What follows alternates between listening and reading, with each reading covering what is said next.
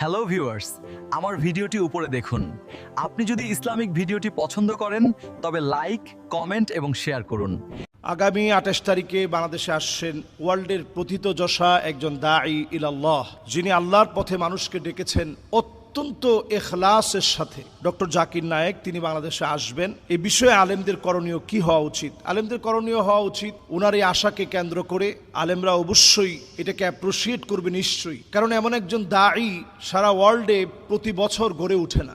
শতাব্দীর ভিতরেও কখনো এমন দাঈ পাওয়া যায় না। আমি আল আজহার বিশ্ববিদ্যালয়ে যখন সবেমাত্র ছাত্র হয়ে গেলাম, আমার পরিষ্কার খেয়াল আছে তিনি আল আজহার বিশ্ববিদ্যালয়ের একটা দাওয়াতে কনফারেন্সে তিনি এসেছিলেন এবং সেখানে বক্তব্য রেখেছিলেন। আল আজহার বিশ্ববিদ্যালয় ওনাকে দাওয়াত করে নিয়েছিলেন ওয়ার্ল্ডে দাওয়াতি কাজের এই অবদানে ওনাকে স্মরণীয় করার জন্য, সম্মানিত করার জন্য। তো আলহামদুলিল্লাহ ওনার বিনয় আমি একেবারে কাছ থেকে দেখেছি, ছাত্র জমানা থেকে। উনি ওনার একেবারে হোটেলে ডেকে নিয়ে একেবারে স্বাভাবিকভাবে কথা বলছেন। আমি কাছ থেকে ওনার পোশাক দেখেছি, একেবারে খুব সিম্পল সাধারণ পোশাক তিনি পরেন। সাধারণের ভিতরে যেটা সুন্দর হয়, অনেক সময় সাধারণ থাকার ভিতরেই সৌন্দর্য ফুটে ওঠে। তো ওনার মতো একজন বিজ্ঞ প্রাজ্ঞ দাঈ, যিনি যজুবেদ, ঋগ্বেদ, শানবেদ, অথর্ববেদ, স্মৃতি, শ্রুতি, Upanishad, New Testament, Old Testament সম্পর্কে খুব ভালো জ্ঞান রাখেন, নাস্তিকদেরকে বিতর্কের মুখে চমৎকার জবাব দিতে পারেন, সংশয়বাদীদেরকে মুখের উপর চমৎকার জবাব দিয়ে তাদের মুখ বন্ধ করতে পারেন, এরকম একজন ব্যক্তিত্ব হচ্ছে ডক্টর জাকির নায়েক।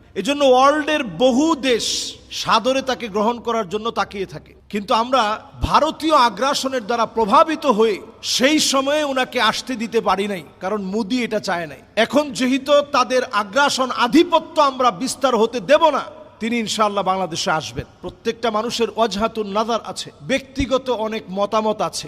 সব মত যে আমার মানতে হবে তা না। আমি ওনার সাথে নামাজে দাঁড়িয়েছি, আমার ছাত্র জীবনের কথা বলছি, ওনার সাথে আমি নামাজে দাঁড়িয়েছি, আমি দেখেছি উনি নামাজের ভিতরে নাভির একটু উপরে হাত বেঁধেছেন। আবার যখন কনফারেন্সে গিয়েছি সেখানে ওনাকে দেখেছি। এরপরে আবার তাবলিগের মারকাজে তিনি গিয়েছেন। যারা ওই সময় আমার সমসাময়িক ছাত্র ছিলেন তারা সবাই বিষয়টা জানেন। উনি তাবলিগের মারকাজে পর্যন্ত বয়ান করেছেন। ওইখানে তিনি মারকাজের বয়ানের ভিতরে উনি একেবারে নাভির নিচে হাত বেঁধেছেন, তাহতা সররা, নাভির নিচে হাত বেঁধেছেন। ভাই ইখতিলাফের তো দরকার নেই। এই জন্য ওনার অনেক ওয়াজহাতুন নাজার, যেগুলোতে প্রশ্ন করা উনি তেমন পছন্দ করেন না, এইগুলো বাদ দিয়ে কম্পারেটিভ রিলিজিয়ানের উপরে তিনি যে খিদমত করেছেন, এই খিদমতকে হাইলাইটস করার চেষ্টা করেন। এই বিষয়ে তিনি যে খেদমত দিয়েছেন, শতাব্দীতে এমন খেদমত কল্পনা করা যায় না। আল্লাহ তাআলা এমন বিচক্ষণ ওনাকে বানিয়েছেন। তো এই জন্য উনি আসতেছে, এটা আমাদের জন্য নিঃসন্দেহে আনন্দের বিষয়। আমরা আনন্দের সাথেই ইনশাআল্লাহ ওনার সেমিনার যেখানে যেখানে হবে, যদি সুন্দরভাবে এগুলোকে প্যাট্রোনাইজ করা যায় এবং